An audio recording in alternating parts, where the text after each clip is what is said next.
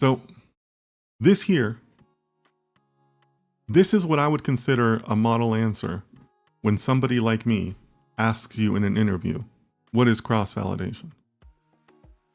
Right? It's the process the algorithm goes through in order to learn from the training data and create a model that can be used to predict future instances. That's what cross-validation is.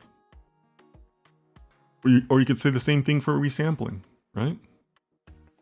That's what resampling is.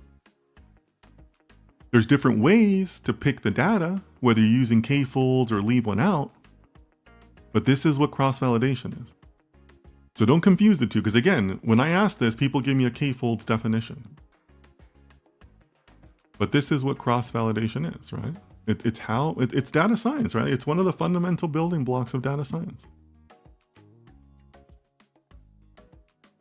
And here's another definition I've also used. It's like when you were in school and the answer's in the back of the math book, right?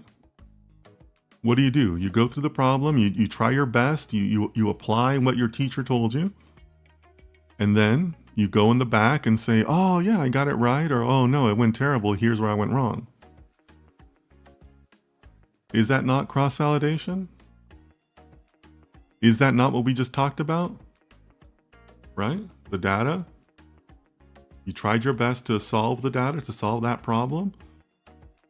How did you do? You go and check the answers in the back of the book and you say, yeah, I did good, right? The process I just followed, the model I just created in my head for that math problem, it worked. I'm going to continue doing that because it worked. Or no, I did terrible. I need to fix my process. I need to adjust something, right? That's cross-validation. That's resampling. That's learning.